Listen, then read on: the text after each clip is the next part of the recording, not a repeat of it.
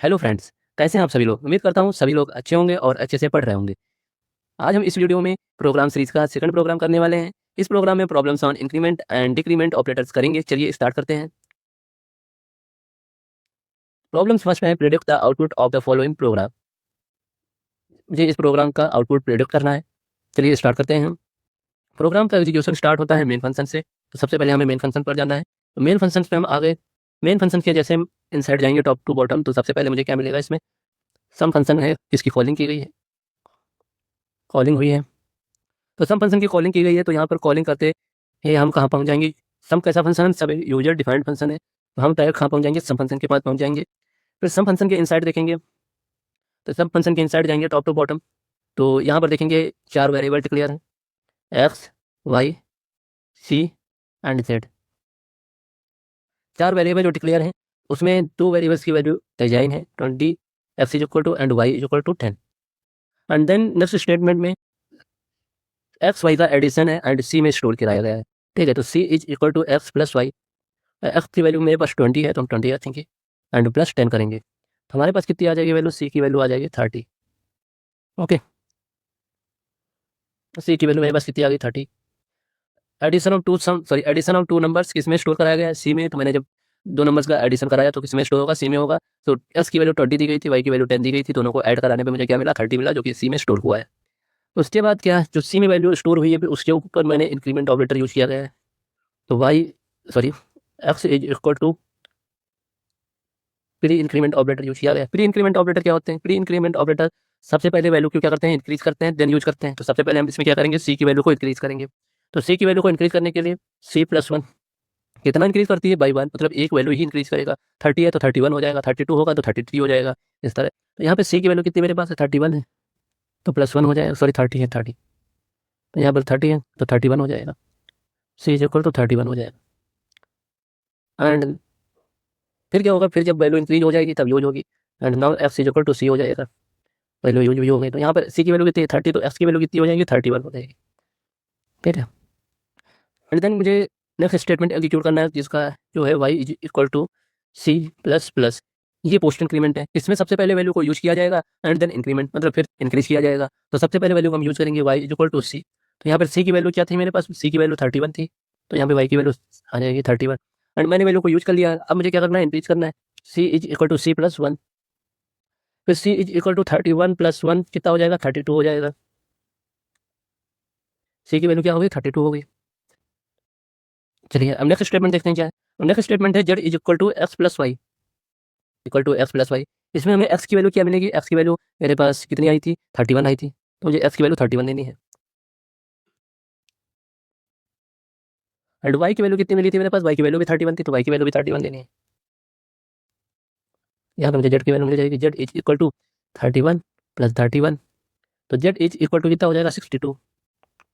Next statement क्या है? Next statement है प्रिंट ऑफ फंक्शन यूज किया गया है। इसमें मुझे क्या करना है? सी की वैल्यू प्रिंट करनी है। तो सी की वैल्यू चलिए प्रिंट कर देते हैं। हमारे पास यहाँ पे ये आउटपुट ये आउटपुट रहेगा आपका।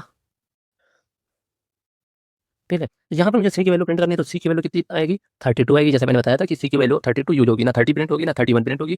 फाइनल वैल्यू कितनी आई थी मेरी? 32 आई थी, 32 प्रिंट होगा। एंड उसके बाद z is equal to z post decrement, मतलब जेड की वैल्यू डिक्रीमेंट के साथ, मतलब एक एक्सप्रेशन दिया गया है, इसमें हम जेड माइनस माइनस। तो सबसे पहले क्या होगी? वैल्यू यूज होगी। जेड की वैल्यू जो क्या है? 62। तो सबसे पहले ये वैल्यू यूज होगी। इस वैल्यू का क्या यूज होना है? यहाँ पर इसको प्रिंट कराना है, तो यहाँ पे प्रिंट हो जाएगी। जेड इज इक्वल टू 62 हो जाएगा। ओके, इस वैल्यू यूज हो गई जेड की। अब क्या करना है? अब जेड की वैल्यू यूज होने के बाद मुझे इसको डिक्रीज करना है बाई वन। तो डिक्रीज बाई वन करना है, तो सबसे पहले हम लिखेंगे z is equal to z minus one. Z is equal to 62 minus one, z is equal to 61।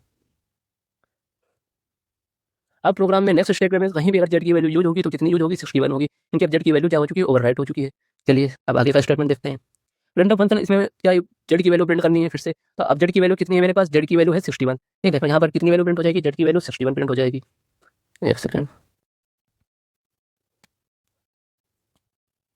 Z की वैल्यू 61 प्रिंट हो जाएगी। हम क्या है नेक्स्ट प्रॉब्लम में भी, तो नेक्स्ट प्रॉब्लम में भी इंक्रीमेंट एंड डिक्रीमेंट दोनों ऑपरेटर यूज किए गए हैं। इसमें सबसे पहले हम देख लेते हैं वेरिएबल्स की वैल्यू क्या है। वेरिएबल्स की वैल्यू मेरे पास 19 है and b is equal to 20 है, ये इक्वल है 20 है। तो इफ कंडीशन के अंदर क्या दिया गया है? इफ कंडीशन के अंदर कंडीशन जो दी गई है वो है A plus is less than B minus. तो सबसे पहले कंडीशन समझते हैं। कंडीशन में सबसे पहले पोस्ट इंक्रीमेंट दिया गया है, जिसमें मतलब क्या है, ए की वैल्यू यूज होगी। तो ए की वैल्यू क्या है यहाँ पे 19 है, तो सबसे पहले ये वैल्यू यूज की जाएगी एंड देन क्या हो जाएगी, ए की वैल्यू इंक्रीज हो जाएगी, ए प्लस 1 हो जाएगी। यहाँ पर ए की वैल्यू इंक्रीज होने के बाद हो जाएगी 19 प्लस 1। तो यहाँ पर ए की वैल्यू जो हो जाएगी, ए इज इक्वल टू 20 हो जाएगी, simple. Okay, and now b की वैल्यू देखेंगे क्या होगी। बी में भी जो ऑपरेटर कौन सा यूज किया गया है, पोस्ट डिक्रीमेंट ऑपरेटर यूज किया गया है, तो इसमें भी वही वैल्यू क्या यूज होगी, सबसे पहले बी की वैल्यू यूज होगी। तो बी की वैल्यू कितनी है 20, तो यहाँ पर ए की वैल्यू यूज हो रही है, यहाँ पे बी की वैल्यू 20 यूज होगी एंड उसके बाद क्या होगा, बी की वैल्यू डिक्रीज होगी। B is equal to b minus 1 and now b is equal to 20 minus 1, तो यहाँ पर बी की वैल्यू हमारे पास कितनी आ जाएगी 90। ओके, अब वैल्यू यूज कैसे हो रही है, वैल्यू यूज हो रही है कंपैरिजन करके।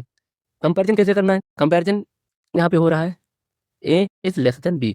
अब इसमें कौन सी वैल्यू यूज करनी थी, ए की वैल्यू 19 यूज करनी थी, बी की वैल्यू 20 यूज करनी थी, तो हम वहाँ यहाँ पर वही वैल्यू यूज करेंगे। इस कंडीशन में हमें ए की वैल्यू 19 यूज करनी है, बी की वैल्यू 20 यूज करनी है। तो आपको बताइए कंडीशन ट्रू है या फॉल्स, कंडीशन ट्रू है। कंडीशन क्या है, ट्रू है। तो कंडीशन ट्रू है तो कौन सा स्टेटमेंट एग्जीक्यूट होगा, एल्स का स्टेटमेंट कि ये वाला स्टेटमेंट प्रिंटफ का, तो ये वाला स्टेटमेंट एग्जीक्यूट होगा। इसमें क्या दिखाना है, इसमें प्रिंट करना है, कोई एक इंटीजर वैल्यू प्रिंट करनी है। कौन सी वैल्यू प्रिंट करनी है, जो यहाँ पे एक्सप्रेशन दिया गया है, इसका जो भी सॉल्व करने पर वैल्यू आएगी वही प्रिंट करनी है। चलो इसको भी सॉल्व कर लेते हैं। तो इसको सॉल्व करेंगे तो इसके लिए हमें क्या है, सबसे पहले ए की वैल्यू चाहिए होगी एंड बी की वैल्यू चाहिए होगी। ए की वैल्यू जो कि ओवरराइट हो चुकी है, कितनी हो गई है 20 हो गई, तो यहाँ पर कौन सी वैल्यू यूज होगी, ए की वैल्यू 20 यूज होगी एंड बी की वैल्यू कितनी यूज होगी, बी की वैल्यू 19 होगी, जो वो भी ओवरराइट हो चुकी है। चलिए स्टार्ट करते हैं। तो यहाँ पर सबसे पहले क्या है, पोस्ट इंक्रीमेंट है, तो ए की वैल्यू यूज होगी 20 एंड ए की वैल्यू क्या हो जाएगी, इंक्रीज हो जाएगी बाई 1। तो यहाँ पर ए की वैल्यू हो जाएगी 20 प्लस 1, तो ए की वैल्यू हो गई 21। ओके, उसके बाद क्या है, एडिशन है, चलिए ऐड हो जाएगी। उसके बाद लिखा है कि ए की वैल्यू प्री इंक्रीमेंट है, मतलब ए की वैल्यू इंक्रीज होगी कितनी, 1 से इंक्रीज होगी। सॉरी बी की वैल्यू यहाँ पे क्या है, इंक्रीज सॉरी डिक्रीज हो रही है, p is equal to p minus 1, क्योंकि प्री डिक्रीमेंट यूज किया गया है, तो सबसे पहले वैल्यू डिक्रीज होगी एंड देन यूज होगी। तो यहाँ पर वैल्यू जो डिक्रीज होगी तो कितनी आ जाएगी 19 minus 1, p is equal to 80। Okay, and now यहाँ पर जब अब वैल्यू क्या होगी, यूज होगी। वैल्यू कौन सी यूज होगी, जो डिक्रीज हो चुकी है वो वैल्यू यूज होगी। तो मुझे ये वैल्यू रखनी है यहाँ पे 18। तो यहाँ पर फाइनली कितना आउटपुट आ जाएगा इस क्वेश्चन का 38। तो यहाँ पर जो फाइनली आउटपुट मेरे आएगा वो कितना आएगा 38। ओके, आपको दोनों प्रॉब्लम समझ में आई होंगी। थैंक यू सो मच, मिलते हैं अगले वीडियो में किसी नई प्रॉब्लम के साथ, तब तक के लिए गुड बाय।